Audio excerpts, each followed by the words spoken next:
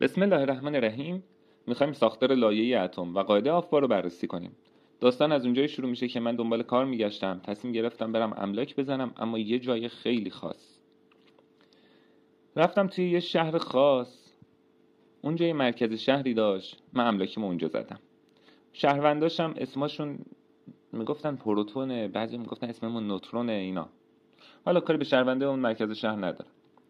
شهر ما یه تعداد خیابون اصلی داشت. خیابون اصلی 1 2 3 4. هر خیابون اصلی به تعداد شمارش خیابونای فرعی داشت که خیابونای فرعی هم اولیشون 2 تا خونه توش جا میشد، بعدی 2 به علاوه 4 یعنی 6 تا، بعدی 6 به علاوه 4 10 تا، بعدی 10 به علاوه 4 14 تا. اسم کوچه فرعی هم S P D F بود. هر خونه یه پلاک داره. 1S1 1S2 2S1 2S2 2P1 2P2 2P3. بقیه رو نمی‌نویسم که شلوغ نشه و الا هست. پلاک CD1 4S1 و 4S2 با قرمز نوشتم. پلاک‌های چالش زایه. کوچه CD کلاً یه فرهنگ خاصی داره اهالیش. عین بقیه نیستن. کوچه CD فرهنگ خاص خودشو داره. حالا ببینیم داستان چیه. الکترون میومد دفتر ما، بهش میگفتیم خب تو الکترون اولی برو توی 1S1 رو پر کن، خونه 1S1 مال تو. الکترون بعدی به همین ترتیب. شروع کردیم همه خونه ها رو پر کردن. پر کردیم. بعد از اینکه سپی پر شد، الکترونی که اومد پیش ما ناراحت بود. گفتیم چی شده؟ برو سدی رو پر کن دیگه. اصلا میگم سدی داستان داریم ما سرش. گفت نه من نمیرم توی سدی، از مرکز شهر دوره، از خیابونه اصلی دوره، خونه به ما داری میدی او ته کوچه فریا. گفتم حرفت ناحقم نیست، بد نمیگی. سدی نزدیک 4S. یه خیابون اصلی داریم 4، یه کوچه فرعی داریم S، یه خونه هم هست 4S1 و 4S2. میخوای بری اون خونه ها رو پر کنی؟ دیدم خوشحال شد. گفتم سدی که نزدیک 4S، بیا برو، اشکالی نداره. 4S که پر شد بعدیات باز میگیم برن تو سدی. بالاخره اون کوچه هم که نمیشه کامل خالی باشه. پس الکترونا رفتن 4S رو پر کردن، بعد اومدن سدی رو پر کردن. سدی 3 که پر شد، سدی 4 الکترونش میگفت خب من میرم ولی لطفاً بگین یه الکترون دیگه بیاد پیش ما، کوچه‌مون نصفش پر بشه. گفتم نصفش پر بشه چیه؟ این وسواسا رو نداشته باشین، قشنگ نیست. گفت نه خواهشاً یه کاری بکنین کوچه ما نصفش پر باشه، من اینجوری اذیتم، اصلا ناراحتم، شبا خوابم نمیبره. گفتم باش. اون الکترونی که رفتی توی 4S، پاشو بیا برو این کوچه اینا رو نصف پر کن. گفت باش.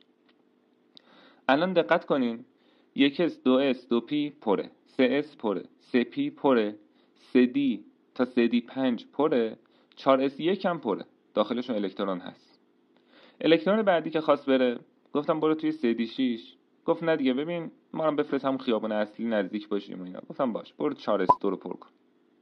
الکترون بعدی اومدش 3D6 رو پر کرد، بعدی 3D7 3D8 3D9 که اومد، گفت آقا یک کاری کن کوچه ما پر باشه، من اصلا اذیتم، شب خوابم نمیبره.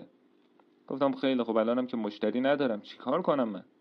گفت میشه بگی دوباره از همون 4S الکترون پاشه بیاد کوچه ما رو پر کنیم. رفتم صحبت کردم، 4S قبول کرد. گفت بیا.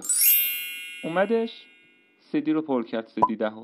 الان دقت کنین، 1S 2S 2P 3S 3P 3D پرن، 4S1 هم پره.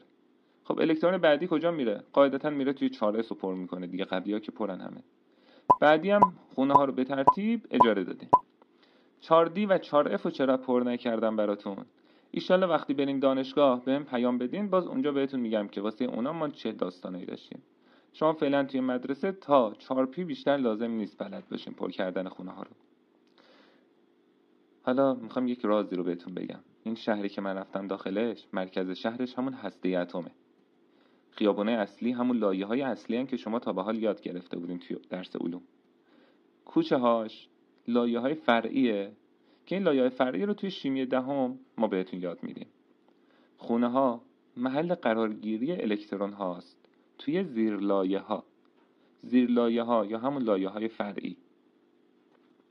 قاعده آفباک که دیگه خیلی ساده است. ما این بنر وسط رو توی املاکمون چاپ کرده بودیم، زده بودیم. دیگه میدونستیم الکترون که میاد اولی میره 1S رو پر میکنه اون پایین، بعدی میره تو 2S، بعدی میره 2P، بعدی میره 3S. بعدی سپی، بعدی اگه یادتون باشه میگفتش سدی دوره و من نمیرم و این داستانا. دیگه ما میدونیم همیشه الکترونا بعد از سپی دوست دارن برن تو 4s. بعدش که 4s پر میشه شروع میکنن سدی رو پر کردن. بعد از سدی که کامل پر بشه 4s هم که قبلش پر شده 4p پر میشه. ترتیب پر شدن کوچه فرعی ها، زیر لایه ها که هر مشاور املاکی توی اتم باید بلد باشه ما بهش میگیم قاعده آفبا، همینی که شما اینجا دارین میبینینش.